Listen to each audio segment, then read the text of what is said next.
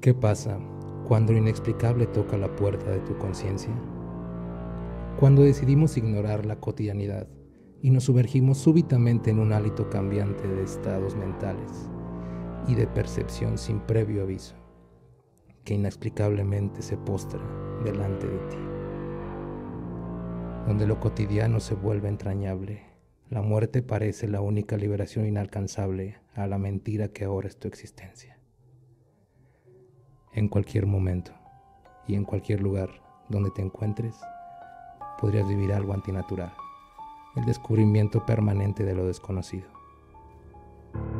Ante el velo del misterio, el deseo de saber qué pasó es irresistible, pero, a pesar de los esfuerzos de eruditos, la historia está plagada de interrogantes. Hay algunos como, ¿dónde está enterrada Cleopatra o qué secretos guardan las tumbas Kofun de Japón, que quizás algún día lleguemos a desvelar? Y otros como, ¿quién escribió el manuscrito de Voynich, las líneas de Nazca, el páramo de las tinajas, el vuelo desaparecido número 370, hasta el momento indescifrables?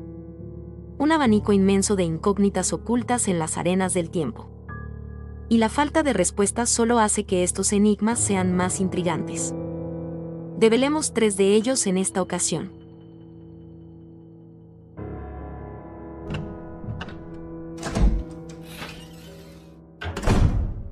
La obsesión de resucitación de René Descartes. René Descartes fue un brillante filósofo, matemático, hombre de ciencia y autor del famoso cogito ergo sum, pienso, luego existo. El hombre en su búsqueda de controlar toda emoción reduce al alma a una sustancia que puede o no tener vinculación con el cuerpo a través de la glándula pineal. Porque según sus investigaciones la glándula es el único órgano que no se replica bilateralmente en el cuerpo humano. Descartes nació en Francia en 1596, gozó de prestigio y reconocimiento entre sus contemporáneos, siendo tutor de la reina Cristina de Suecia. Sus obras han trascendido y siguen siendo objeto de estudio de filósofos, médicos, psicólogos y de todo aquel que se haya preguntado acerca de la dualidad cuerpo-alma. Dicen algunos textos que el hombre se quedaba meditando durante muchas horas después de despertar y accedió a una serie de conocimientos que no fueron tan difundidos como su teoría cartesiana. Es que tratándose de naturalezas humanas nada es tan lógico, absoluto ni incuestionable. Parece ser que René Descartes tuvo una hija de una unión con una mujer a su servicio de la que poco o nada se sabe, pero su nombre era Francine. Públicamente él la llamaba su sobrina y sentía por ella un profundo amor. Un amor que lo llevó a la locura cuando ella muere a la temprana edad de 5 años víctima de una fiebre escarlatina.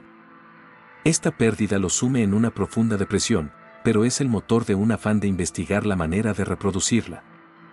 Obsesionado por la medicina, la fisiología y las terminaciones nerviosas, obtiene de mataderos cabezas y órganos de animales, se dedica a estudiar febrilmente su anatomía.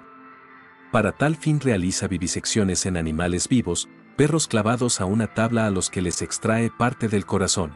Sus aullidos, según él, no eran de dolor sino de fallas de funcionamiento en su mecanismo. Para Descartes los animales eran puros elementales de la naturaleza. Elabora complejos planos, toma proporciones y se dispone a crear una muñeca que pueda adoptar según sus investigaciones acciones humanas.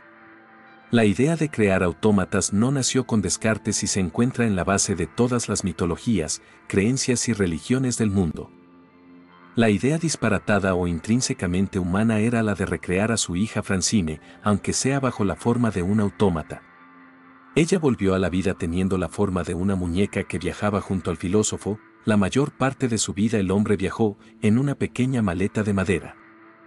Se cuenta que en uno de esos viajes el capitán del barco, urgido por la curiosidad, abre la maleta y que su reacción frente a una muñeca parlante fue de horror.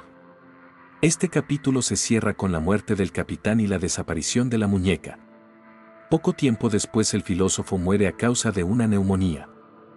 Mito o no, el hombre no fue ni tan racional ni tan ajeno a su alma herida y tampoco pudo soportar la dolorosa muerte de un ser tan querido. Entidades metafísicas, caso supuestamente real de duendes. Bajo esta denominación el célebre Salvador Freixedo describe a lo que universalmente conocemos como duendes, enanos, elfos, etc. y afirma que pese a las refutaciones tanto de científicos como de psicólogos y psiquiatras existen pruebas abrumadoras de su existencia presentes en las mitologías, religiones y leyendas. En estos encuentros, por llamarlos de alguna manera, estas entidades trascienden su plano de existencia para incursionar en lo que conocemos como nuestro mundo, sin que nada podamos hacer para incursionar en el de ellos, y de tales encuentros a veces nada bueno resulta para los humanos.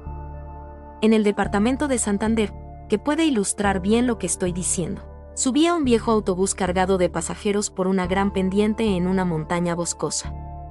Como era viejo, lo hacía muy trabajosamente y a muy poca velocidad. En una revuelta del camino, los pasajeros vieron salir de la espesura a una veintena de enanos que agarraron el autobús por la parte de atrás de modo que no lo dejaban avanzar. Luego, algunos se fueron hacia un costado y comenzaron a zarandearlo cada vez con más fuerza, hasta que en uno de aquellos vaivenes el autobús se ladeó tanto, que se rodó sobre una de las cunetas. Los asombrados ocupantes del vehículo veían lo que estaba pasando sin poder hacer nada, y dentro del ómnibus se formó un tremendo alboroto con los gritos histéricos de los pasajeros, que no solo estaban asustados por lo que les podía pasar con el movimiento del coche, sino por aquellas criaturas tan extrañas que de repente los habían rodeado. Una de las cosas que más les llamó la atención fue que los enanos, mientras llevaban a cabo su peligrosa travesura, se divertían en grande, como riéndose del susto que les estaban haciendo pasar a los humanos. Y de hecho, algunos de los enanos que no participaban activamente en la maldad y que se limitaban a observar desde el extremo de la espesura, soltaban grandes carcajadas, viendo lo que sus congéneres hacían.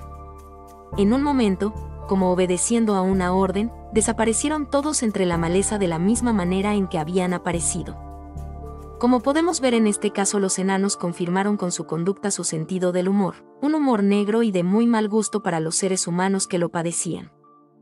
Prefiero este hecho para confirmar la existencia de seres de este tipo aún en nuestros días y no como ejemplo de humanos contactados, porque en realidad en este caso no se puede decir que los humanos hayan sido contactados. Relato de Salvador Freixedo, Los contactados. ¿Zombies, una amenaza real? Estados Unidos hizo público un documento desclasificado, el Protocolo de Actuación del Ejército ante una posible invasión de muertos vivientes. CONOP 8888, como han llamado al proyecto, fue el plan del gobierno de Barack Obama para preservar la sanidad de la vida humana.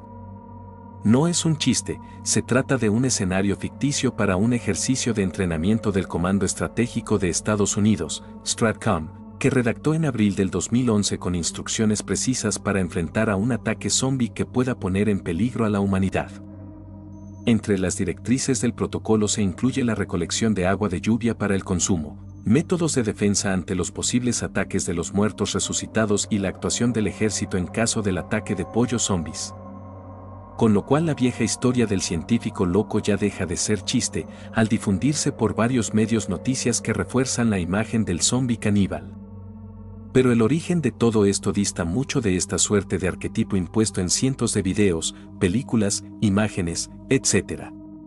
La palabra zombie viene del africano y se relaciona tanto a una serpiente sagrada, como a la palabra nzambi que alude a un dios o espíritu de una persona muerta.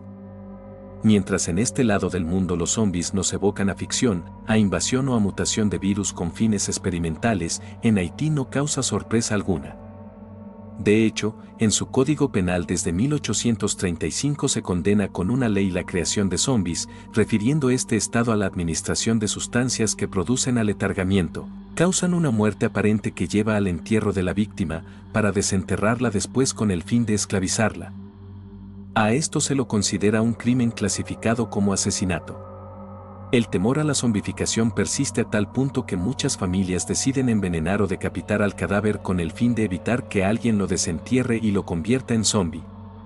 Esto sí me parece particularmente aterrador e inimaginable. Se han documentado casos de personas que han padecido esta atrocidad, muchas no han podido recuperar sus facultades mentales, pero hay un caso en especial y es el de Clairvius Narcisse, que volvió para contarlo. Su caso fue bastante difundido en ese tiempo, siendo un hombre muy pobre se pelea fuertemente con su hermano, quien no solo lo lesiona de gravedad, sino que también contrata los servicios de un bokor o mago vudú. Los funerales en Haití deben ser rápidos debido al riesgo de descomposición del cuerpo por el calor y la humedad, de manera que, tras ser ingresado en un hospital, El mago vudú le suministra una dosis de una potente neurotoxina con la que prácticamente se reducen los signos vitales. Es declarado muerto y es enterrado por su familia un 3 de mayo de 1962. Él narra en detalle estos sucesos porque en ningún momento pierde su estado de conciencia, paralizado y sin habla no puede realizar acción alguna. Horas después es desenterrado por su hermano y el mago vudú, golpeado salvajemente y obligado a comer otro neurotóxico a base de datura. Al consumirlo pierde toda clase de voluntad tras el shock de ser enterrado vivo, permanece en un estado de dócil y de trance que le impide reaccionar. Es obligado a trabajar en una plantación de azúcar, recibiendo dosis periódicas de neurotoxinas elaboradas a base de extractos de plantas, huesos humanos, sapos venenosos y otros ingredientes como la tetrodotoxina presente en los ovarios de la hembra del pez globo. La dosis justa puede mantener a la persona obnubilada, sin voluntad ni juicio, amnésica y absolutamente dócil, en nada parecido a los caníbales zombies actuales. Finalmente, en 1980, ya muerto el mago vudú y el hermano de Clairvius queda liberado de su dosis diaria de tóxicos, recupera algo de sus facultades y se le encuentra semidesnudo y desnutrido deambulando cerca de la casa de su familia. Su historia convocó a científicos de todo el mundo. El caso de Clairvius Narcisse fue documentado y se conservan registros tanto de su atención hospitalaria como de su defunción, él lo pudo contar. Otros 3 casos muy interesantes han sido descritos en detalle en la revista médica británica The Lancet, para quien desee investigar el tema. Siguen existiendo tabúes y prejuicios con respecto a esta práctica, por lo que la ciencia, pese a haber reportado casos, sigue teniendo sus controversias. Pero ningún haitiano que entierra a algún familiar duda en decapitarlo, envenenarlo o incluso balearlo para evitar la zombificación que, como se ve, nada tiene de divertida.